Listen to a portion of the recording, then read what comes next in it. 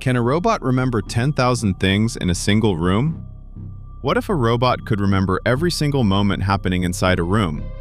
In just 60 seconds, a robot's sensors can collect thousands of data points about objects, movement, and space. Now a system called OpenClaw is turning that flood of data into something shocking, a searchable memory of the real world.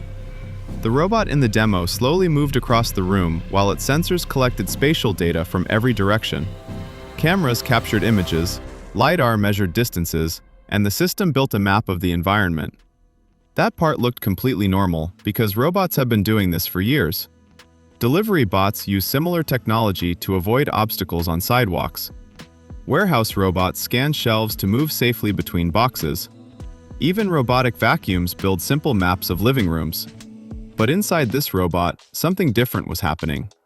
Instead of creating a temporary navigation map, the machine was building a structured memory of the environment. Every object in the room was recorded along with the place where it appeared. The system also attached a timestamp to events happening around the robot.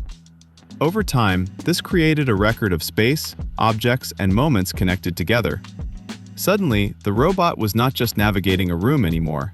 It was remembering the world it moved through. Most robots operate almost entirely in the present moment. They look at sensor data, make a quick decision, and move to the next step. Once that moment passes, the information is usually discarded because it is no longer needed for navigation. Think about a simple robot vacuum cleaning a living room. It scans the sofa, the table, and the walls while moving around. But the next day, it usually does not remember that a sock was lying under the table yesterday. Traditional robotic systems constantly update maps, but they rarely keep long-term records of what actually happened in the environment. This approach works well for tasks like cleaning floors or moving packages. However, it also means robots do not build a timeline of events around them. The OpenClaw system tries to change that limitation. Instead of reacting only to the present, the robot links location, objects, and time together. That connection allows machines to gradually build something that looks like real memory. OpenClaw originally started as an open-source framework designed for AI agents. Most language models normally respond only with text. They answer questions, generate explanations, or write code suggestions. OpenClaw changed that by giving AI the ability to perform actions through connected tools. Developers often explain the idea with a simple phrase. The system gives AI hands instead of just a voice. Instead of talking about a task, the AI can run commands, interact with software tools, and automate workflows. Recently, developers began connecting that system to real robotic hardware. In the demo robot, lidar sensors and cameras produced a constant stream of spatial information. Every second, the robot collected images, depth data, movement measurements, and object positions. That massive stream of information was fed into the OpenClaw system. But raw data alone is not useful unless it is organized properly. This is where something called spatial agent memory plays a critical role. To organize the real world, the system uses a technique called voxelization. Imagine dividing a room into thousands of tiny, three-dimensional cubes floating in space. Each cube represents a small piece of the physical environment. These cubes are called voxels, which are basically the 3D version of pixels in an image. Inside every voxel, the robot stores information about what exists in that location. One cube may represent a piece of the floor, another might represent part of a table, and another might contain data about a moving person. Along with geometry, the system also stores semantic meaning, such as whether the object is furniture, a wall, or a human. As the robot moves around, it fills more and more of these cubes with information. Over time, the cubes combine to form a layered representation of the environment. The system also attaches timestamps, so events can be linked to specific moments. That is how the robot slowly builds a spatial memory of reality. Once the robot builds a structured memory, it can search its experience like a database instead of replaying hours of video. If someone asks where keys were last seen, or who entered a room at a certain time, the system simply queries its spatial memory and finds the answer instantly. This makes the robot's perception far more efficient and intelligent, but it also raises a question about living with machines that remember everything. When the demo appeared online, people quickly started joking about Skynet, showing how a robot with memory of the world suddenly feels more aware to humans.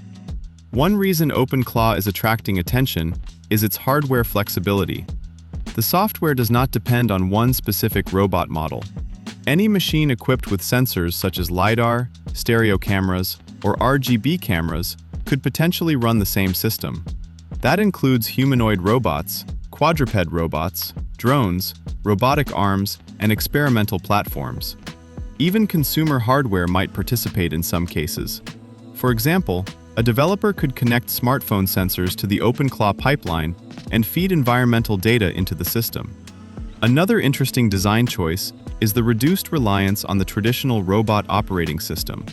Instead, the system communicates more directly with hardware and sensor pipelines. At the same time, it still supports important robotics functions, such as SLAM, which allows a machine to map its surroundings while tracking its own position. This architecture makes the platform adaptable to many different robotic environments. Developers have already started testing OpenClaw with real machines like the Unitree G1 humanoid robot, which costs around $16,000. Engineers created a system where people can control the robot using simple text commands instead of complex code. Instructions travel through the OpenClaw system, and the robot performs actions while also sending camera snapshots back to users. In another experiment, a 3D printed robotic hand with 16 joints learned gestures like a fist and peace sign using camera feedback. The main goal of OpenClaw is turning AI from something that only talks about tasks into something that can actually perform them. Instead of staying inside chat windows, AI can now interact with tools, APIs, file systems, and robotic hardware. A single request can trigger chains of real actions across multiple systems. Developers often describe this shift as giving AI hands, although deep reasoning and long-term planning are still improving. Researchers are now exploring ways to combine OpenClaw with more advanced reasoning systems. In this setup, one layer focuses on planning and decision-making, while OpenClaw handles the execution of actions. A strict security boundary controls what the AI is allowed to access or perform. Over time, systems may improve through a cognitive flywheel, where every completed task adds knowledge and gradually makes the AI more capable. The OpenClaw demo may look small, but it reflects a much bigger shift in artificial intelligence. AI systems are moving beyond digital tools and starting to interact with real-world machines and environments. Some researchers even describe a future machine economy, where robots and AI agents coordinate tasks automatically. As machines begin to map spaces, remember events, and perform actions, technology is slowly turning AI into something that operates directly in the physical world. If you enjoyed this video, don't forget to like, share, and subscribe to our channel.